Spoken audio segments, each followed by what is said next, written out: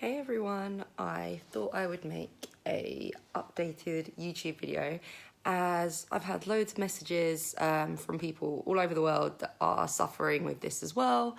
How am I doing? What am I doing? What have I done? So I figured I would make this video, although it's on my phone, so it's really bad quality, and tell you guys what I've been up to. So since the first video I made, which was like 8 months ago when I was really ill, that was just horrific. I'm way better than I was 8 months ago. There is no question about it. I was really ill.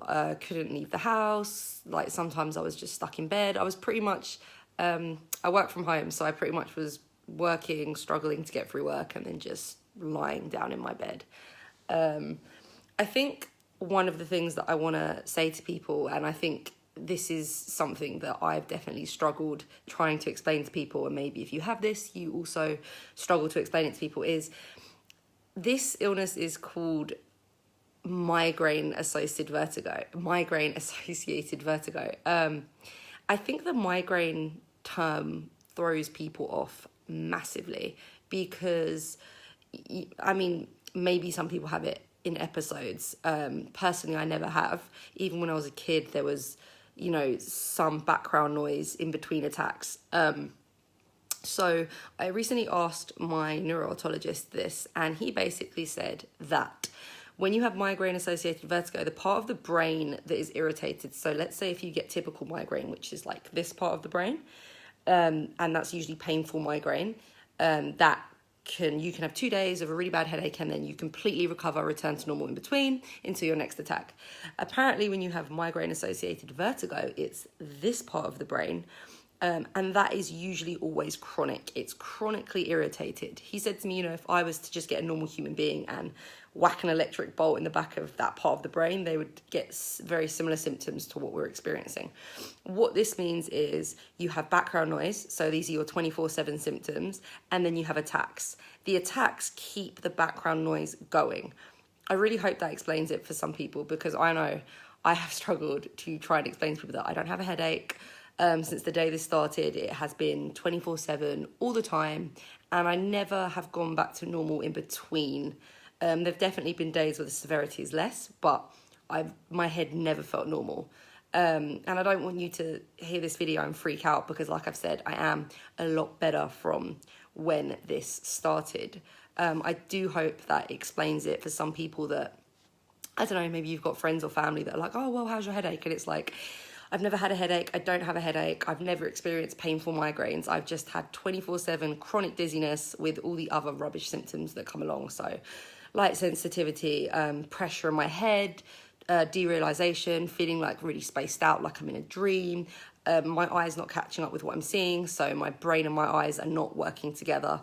You have to remember your balance system is your eyes, your brain, and your inner ears. So this doesn't mean that you have an inner ear problem, but it could be that, with migraine, it's your brain that isn't transferring the signals properly. So if any one of these areas isn't working, it can create horrendous symptoms. So I hope that explains that a little bit. What other symptoms have I had? Just things looking like they're moving, rocking, visual snow, visual shimmering, aura. So like I would look really far away, and every day I was getting this, and I still actually get this symptom where it looks like heat haze. So like things kind of like they're shimmering in the distance. So yeah, I've made videos on all my symptoms. So if you guys want to check that out, just have a look at my other videos. This video was to tell you that I am 10 months in to this illness. I know what's wrong with me, and I have pretty much had every test under the sun. Blood tests, I thought I had Lyme disease. The thing is, when you're really ill with this, you go on a little bit of a tangent and start Googling the internet. Like, I never actually thought something was seriously wrong with me, because like I said, I've had things that are similar in the past, although not as extreme, but you do just want to rule everything out. And to be honest with you, I started CBT therapy when I got really ill, and that was something that really helped. And also, she was like, by all means, like, go cross out everything. So go get tested for everything. Putting your mind at ease is a very important thing when you have something like this, because the symptoms are just insane. In fact, I did read up that this illness was once called floating women syndrome, and they used to lock people up in mental asylums because the symptoms sounded so bizarre. So yeah, so what have I done? So I tried amitriptyline, didn't last very long on that, like 10 days. I think I was just really symptomatic looking back, and I thought the drug was making me worse, but it probably wasn't. I was probably just really unwell at the time. I was getting attacked. I could barely walk around my house. Just walking from my room to the bathroom, my eyes were just like rolling around in my head. If you have this, you'll kind of know what that feels like. Because you kind of feel very disorientated, because like if you move your head from left to right and you've got a balance problem, your eyes and your brain are not working properly together, so you just feel very disorientated. I still have that problem, not so much in my house, but definitely when I walk out. If I walk out the street at night, I don't do that. Busy places are really difficult for me. The spaced out feeling just gets a lot worse. So those are still things that I haven't, they've lessened. They haven't gone away just yet, so I'm working on it. Now I've completely forgotten what I was saying. Oh yeah, so amitriptyline. Then I tried dosilepin, got up to 100 milligrams of that. Also nortriptyline, I got up to 40 milligrams, couldn't tolerate it. Felt a little bit of change, and then it just capped off, and I couldn't tolerate the medicine. Dosilepin, I got up to 100 milligrams. Propranolol, I've got up to 160. Those two drugs I've tolerated fine. They just haven't worked. That's okay. Like, if you're watching this and you've tried a few drugs and they haven't worked, like, it happens. Like, I asked my doctor this, and he said that a lot of people, they're very lucky if their first drug works for them. Everyone's different, and you kind of, there are obviously certain medicines that work better for this condition. He did say to me that propranolol is not the best for migraine-associated vertigo, but works very well for typical migraine, so people that get headaches. Like I said before in my other videos, I do not get headaches. Never had a headache in my entire life. The only thing that I kind of get is like a sicky headache, maybe, like the back of my neck, like a bit like where you feel car sick. I get that. And pressure, like a lot of pressure in my head. So yeah, I am now weaning off of those drugs. I'm sure they helped to a degree, or time in general has helped to a degree. I have now started Pizatofin, something like that.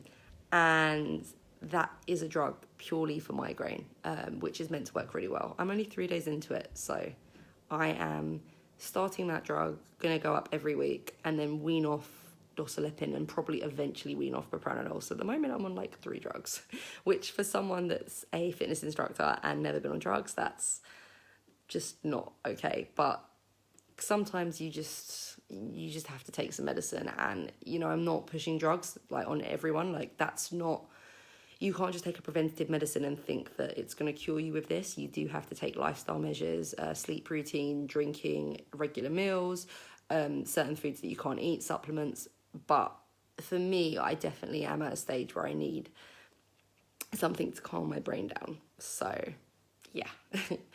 I would just like to say that although I'm not cured, although I don't think you'll ever be cured from this, like, you're born with a migraine brain. Like, there's nothing you can do about that, and don't freak out that I'm saying that to you, but you will have stages where you go into remission, you might relapse, you'll probably deal with it better. Like, that's something that really scared me when I first got this. I was like, I just want to go back to normal, I don't want to have this. And now I've just accepted that I have this brain, I was born with this brain. There are so many things that happened to me as a kid that make so much sense now that I know what's wrong with me. I'd probably say I was having symptoms even before the age of 12. So either way, there were years in between where I was completely fine, that the symptoms were so minimal, if barely there.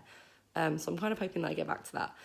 The reason I'm making this video is to give a little bit of positivity. 10 months ago, I was in a very miserable headspace. I was very depressed, bored. I mean, I didn't want to kill myself. I didn't want to wake up. Waking up was unbearable. My day was unbearable. Yeah, I still get some days like that if I do too much, or, I'm still quite symptomatic. Like, my symptoms are just, they're not gone yet, and I'll have like a week where I feel a lot worse. But I've had better days, and that is what I wanted to say. I have not, touch wood, gone back to where I was when this started. So like I said, I couldn't leave the house, I couldn't see, still can't drive at night because I still have really bad light sensitivity. I'm still not good walking in the dark. I'm not good walking outside, full stop. Too much light, too many people, my brain just goes crazy. So hopefully with Pizzatifin or with this drug, I'm hoping to calm that down. My doctor did say to me that it takes 9 months on the right drug and the right dose to get 70% better. Now, I'm not saying that to freak anyone out. I'm saying it because you have to accept that this might not disappear next month. And that's something that I've had to be okay with. So you need to accept that. And I don't mean that horribly. I just mean it's taken me a while to accept how long it takes for your brain to recover. And I think the hardest part of all is trying to explain this to friends, family, boyfriend, people in your life. It's very, very difficult for them to understand this because it's not spoken about. This is why I want to make videos on it. You know, this illness exists. It's not a headache. It's not episodic, whatever. It can be just 24/7 and life changing. So if you are watching this, don't freak out. Don't worry. There's a very high percentage of people that can control their migraine. It might take you a bit of time to figure out your medicine, to figure out, you know, if you're not going to do medicine, supplements, diet, whatever. But there are worse things in the world and you will definitely improve and get better. And that is what I want to stress in this video. So yeah, 10 months ago, sorry, my video cut out. So I'm going to have to blend these two videos together. Sorry about that. As I was saying, 10 months ago, I couldn't leave my bed. I couldn't sit in a restaurant. I couldn't really see my friends. I couldn't watch TV. I couldn't exercise that much. I was dizzy all the time. I was nausea. Like I just didn't see any way of this improving, and I was just miserable and misunderstood by people trying to explain what was wrong with me, and I knew something was wrong with me. And now I can sit in a restaurant, I can get out of bed, I can exercise, I can go see my friends. Yes, there are limitations. I would say I was functioning at like 10% 10 months ago, and I'd say I'm functioning at 50 to 60% now.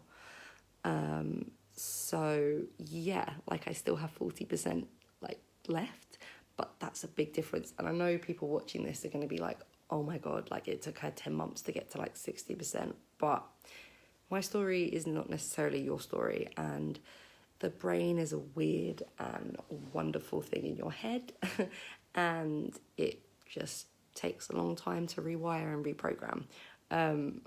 I just hope anyone watching this understands that you're not going crazy. You don't have, well, you might have anxiety, but anxiety can be secondary to what is actually wrong with you. Go online, by all means, go on support groups. Support groups were really good for me. Then they also got to a point where they made me very depressed, so I had to take a break from them. See and make sure you see a good neurologist, and maybe not a neurologist, a neuro-otologist. So that's someone that deals with balance and the brain. That's really important. So there's loads of good ones. If you're in London, there's a Linda Luxon, there's a Dr. Sremphorin, there's a Dr. Silva. These are three of probably the top ones that I've read about. I see Dr. Sremphorin. I've also seen a couple of other neurologists who did diagnose the same thing, but they just didn't understand what was wrong with me. Like, I don't think they saw people like me every day. You've got to remember that neurologists see many different people. My specialist only deals with people like me. So he's probably heard this 100 times before. In fact, in my last appointment, I could hear people going in and they pretty much sounded just like me. So yeah, I can't imagine how many people he must have to listen to that are all going crazy and having all these mental symptoms and freaking out, because there are some horrendous things that can happen with this illness. You know, having aura every day, like, so the symptoms that I still have, by the way, are I still get aura every day. I still have light sensitivity every day. I still can't look at my phone too much, sometimes TV too much. Can't really go to the cinema because movement literally makes my head spin. not very good at walking around in crowds, but I can do it. And spaced out derealization, where I feel like really far away from things and like I'm in a bit of a dream. I know that sounds a bit crazy if you're watching this and you haven't had that sensation, but if you have this illness, you probably have experienced that. So I would definitely say I had these in the beginning and they've definitely lessened, but these are the symptoms that are, and rockiness, dizziness, obviously. These are the symptoms that are still very bothersome to me, and they, on top of having those symptoms every day, I'll then get spikes where I can go back to day one for a whole week, just for no reason at all, just because that's what my body wants to do. So I definitely still need to take a preventative to stop my attacks. Anyways, I'm sorry I left it so long to make this video. I hope anyone that sees me on my Instagram or YouTube or posting about this, I hope it helps anyone going through the same thing. Definitely not posting it for anything other than to raise awareness and anyone else going through this to just feel a little bit comforted knowing there are people that have this, normal people, well, kind of normal, and you're not going crazy. So I hope this video brings a little bit of positivity. Definitely not where I was 10 months ago. Still got a way to go, but I'm going to get there. And hopefully logging these YouTube videos will help other people. I know that I stalked the crap out of anyone making videos about this. And I really enjoyed the people that made a lot of videos. So you could actually see the stages of what they were feeling at what time, blah, blah, blah, blah, blah. So hopefully I'll do the same. And maybe the next time I make a video, I'll be a lot better. My aim is to get well enough to get on an aeroplane and go on holiday. So fingers crossed. Okay, bye.